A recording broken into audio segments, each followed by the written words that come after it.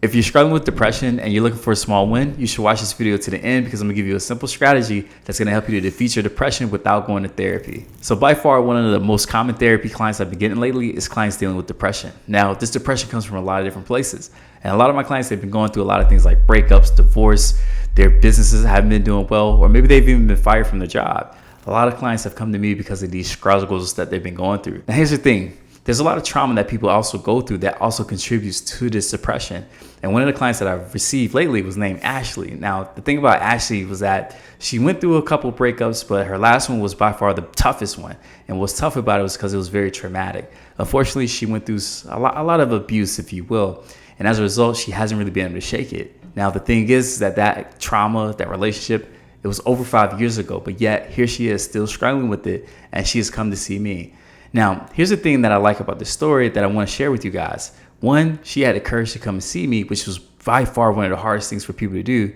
But two, it shows that even though you have gone through, let's say, trauma in the past, it doesn't mean that it's over or that you've healed from it just because time has passed.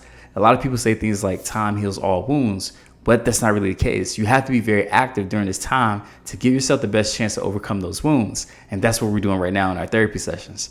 Now, here's the thing, right? There's one thing that's going to help you to overcome this depression, and I'm going to give you this small win, and then I'm going to give you guys 3 ways to accomplish this win. So the small win is this. I need you guys to be where your feet are, because when you have depression, it's because you're someplace where you're not. And what I mean by that is your mind is in the past. And when you do that, you start to ruminate, you start to overthink all these things that have happened to you.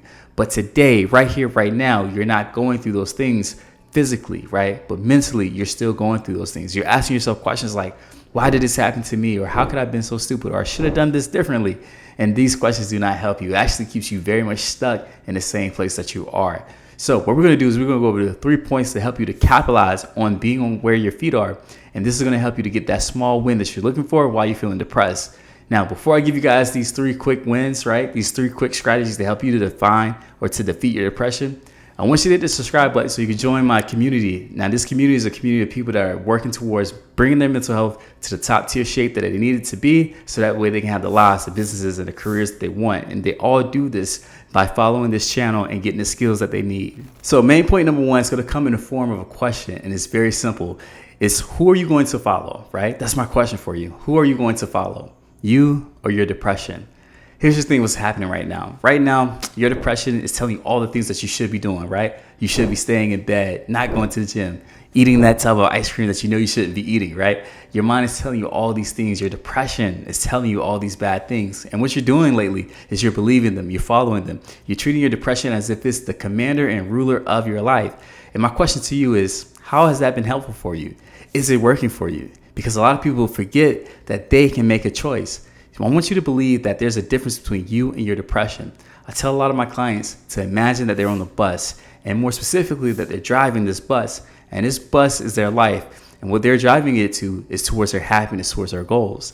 Now, just like any bus, what you typically do is you pick up passengers. And right now you're picking up the passenger of depression, and depression is sitting on the back of the bus and it's telling you where to go, where to turn, and it doesn't align with your roadmap. Now you have 2 options. Option A, you can follow your choices. You can follow your own self, right? What you decide to do. Or you can decide to follow your depression. And for a lot of people, what they're doing is they're following their depression. And this is going to lead you to feeling more depressed. Now, this is what I want you guys to do. I want you guys to take the next 30 minutes, right? It's very simple. And I want you guys to listen and trust yourself. You can do this each and every day. Just take 30 minutes and do what you want to do, not what your depression is telling you that you should do. And what you'll start to do is you start to stack these wins, but also it's going to force you to be in the present, because for 30 minutes, if you decided not to struggle with your depression, not to struggle with your past, you will be able to do that. But it has to come from being very intentional and being very much so in the moment. So what I want you guys to do today and moving forward is just to pick 30 minutes to do what you want to do, not what your depression wants you to do. All right, main point number 2, and I actually love this one. It's one of my favorites. And it actually comes from a technique that I give a lot of my clients, which is called mindfulness eating. And the way that it works is I ask my clients to grab a food that they normally eat. And what they have to do is turn off all the TVs, all their cell phones, every electronic, and just sit in a room with that food. And the goal for them is to really mindfully eat that food. Because for a lot of us, what we do when we eat is we're eating and we're watching TV, or we're eating and we're on our phone, or we're eating and we're driving a car, right? Very rarely are we just eating and just enjoying that meal. So what I tell my clients to do is to first notice what the food looks like. Can you notice all the different colors? For me, I love eating at Chipotle. And if you eat at Chipotle, you know there's a lot of different colors in your bowl, from the lettuce, the tomatoes, the corns, the queso, like so many different stuff, right?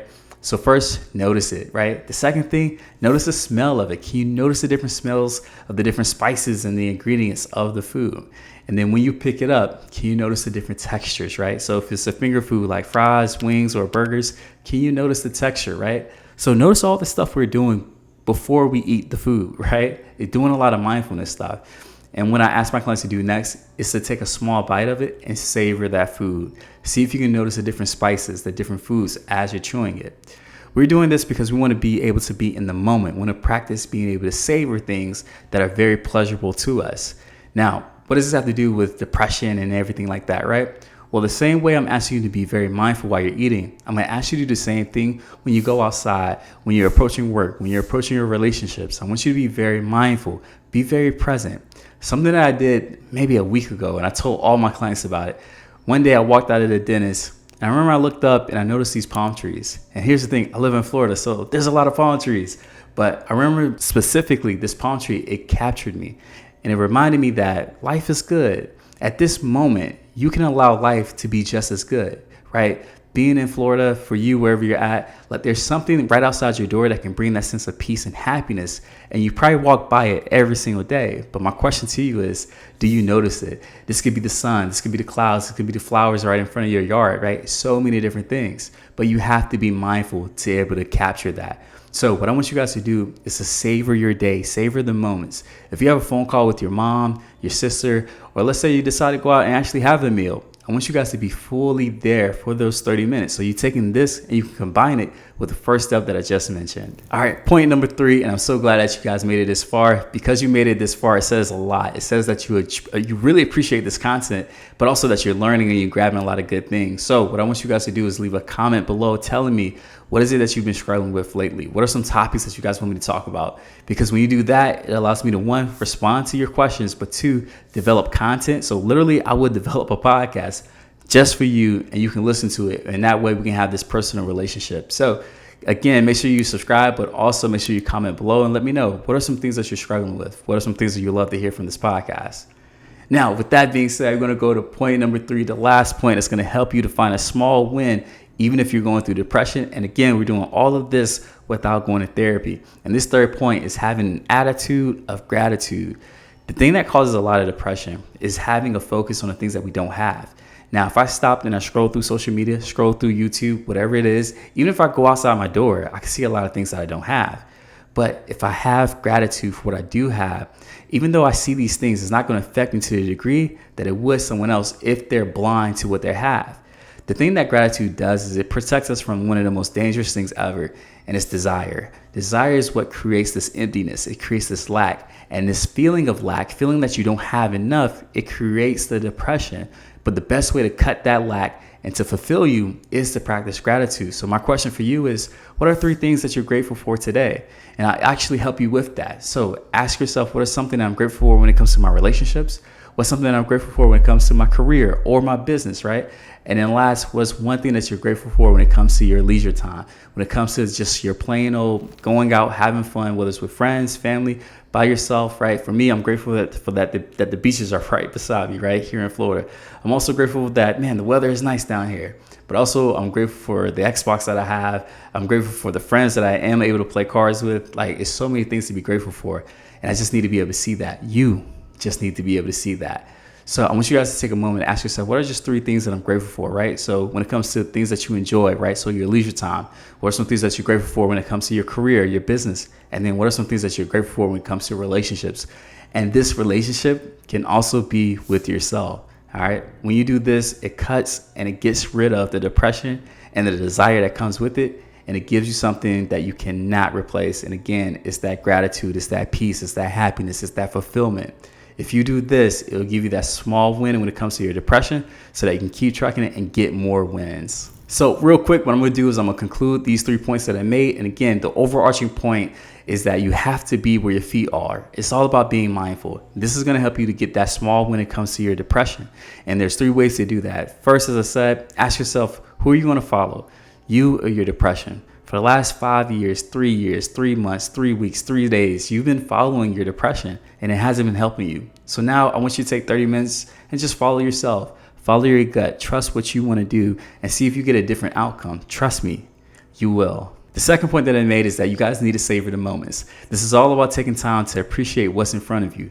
There's a great chance that there's something literally right outside your door, down the street, 5 minutes from you, that you can find a lot of peace and happiness in, but because you drive by it every day, you walk past it every time you miss it. And that's what happens when you're living in your mind, when you're being depressed. I want you guys to open your eyes and be fully present. And then third, the last point that I made is you have to have an attitude of gratitude. Gratitude is by far one of the most powerful things that can happen when it comes to finding peace. Without gratitude, you can't have happiness. These 2 things, they work together to give you the life that you want. So my name is Coach Wells, and thank you for checking out these tips. And again, make sure you hit the subscribe button and leave a comment below. I would love to go back and forth with you guys in the comments. All right, I'll see you later.